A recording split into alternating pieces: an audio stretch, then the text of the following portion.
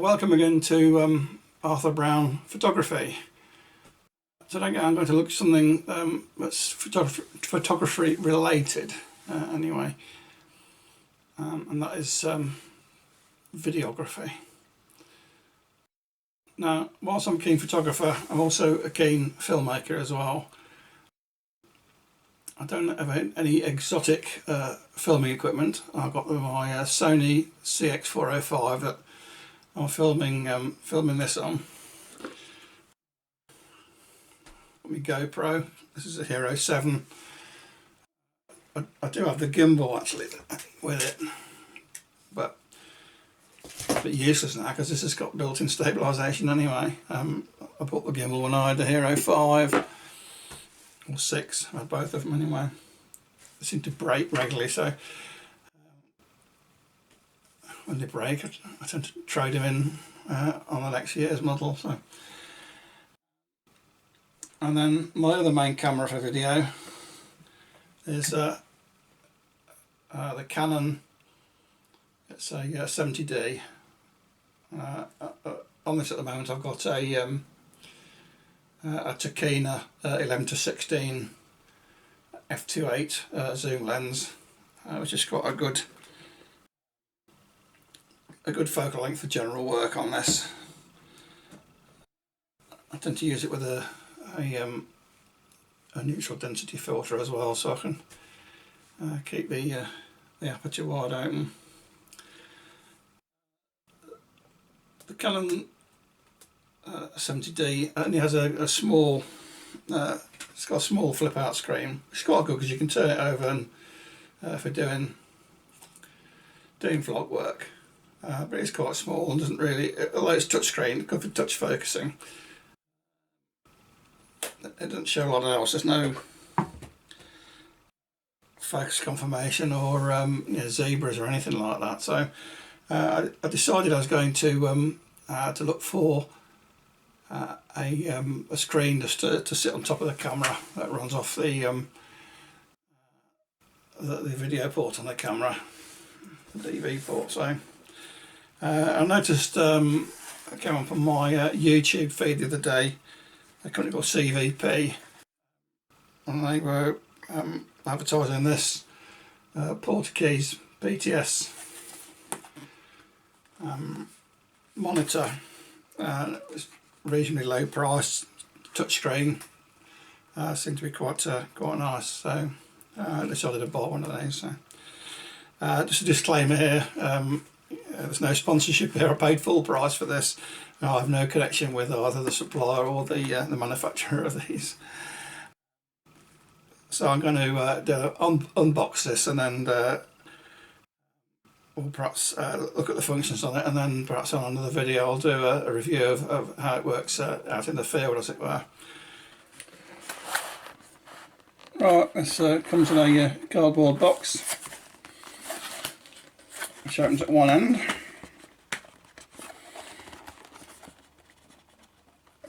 I think. Yeah. And inside is actually a quite a nice hard case. Now this is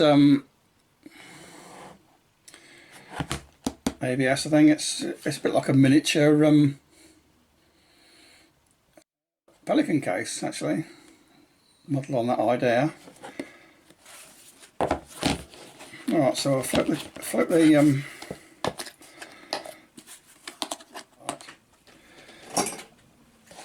and it flips open again to show a case. It's padded inside, foam padded, and here's the unit itself. The case away.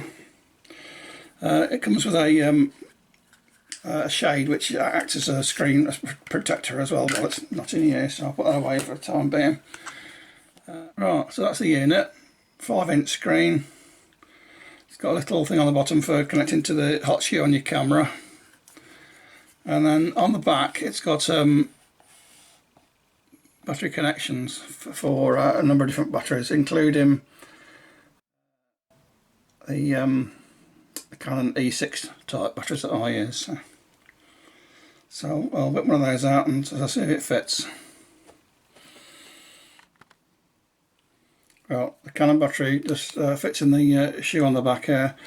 There's a little release button for taking it out, and then on the side there's a side of the unit there's an on-off button. Takes a minute or two for the system to boot up,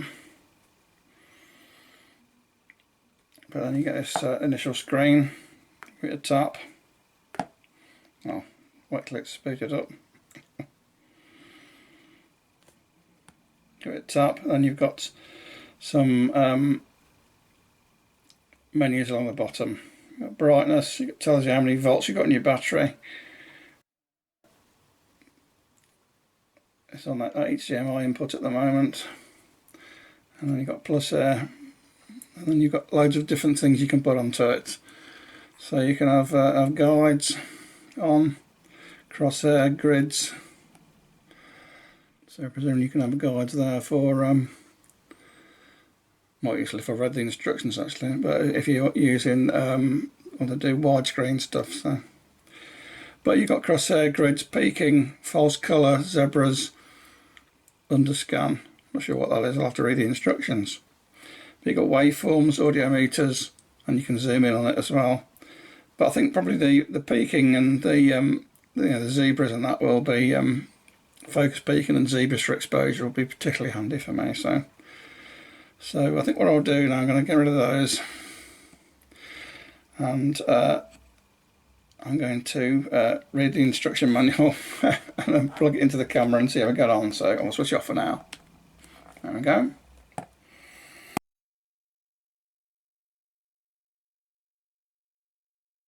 Right, actually we've now jumped forward a couple of days. The eagle-eyed, I think you might know, but maybe I've got a different shirt on. My review came to an abrupt stop there because whilst the Portkeys monitor is supplied with cables, it's supplied with a full-size HDMI cable and a full-size to mini HDMI cable, which will probably be fine for 90% of people. But when I came to push the plug into the side of my camera, I noticed that my Canon 70D had a Type C HDMI socket in it, not the micro, which is Type D, I think. So I did a quick scramble onto Amazon, and Small Rig supplied me with a very quickly next day with a suitable cable, and I'm pleased to say that it works fine. I think you say here the full-size HDMI goes into the side of the Portkeys monitor, and the where are we down there? That's the and the HDMI C cable goes into the socket on the side of the camera. You'll see I've also got a microphone plugged in it as well. That's a Rode video mic, or video micro I think it's called.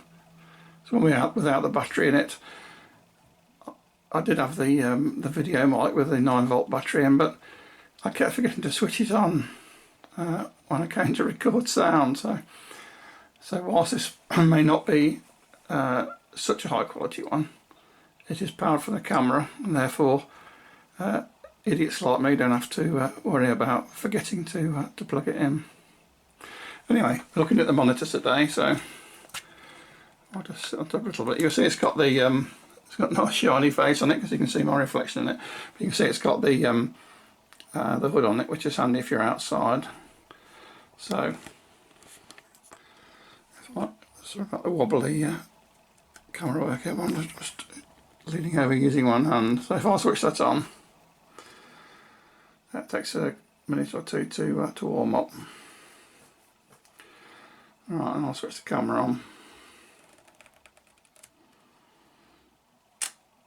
Right, I've already got it set into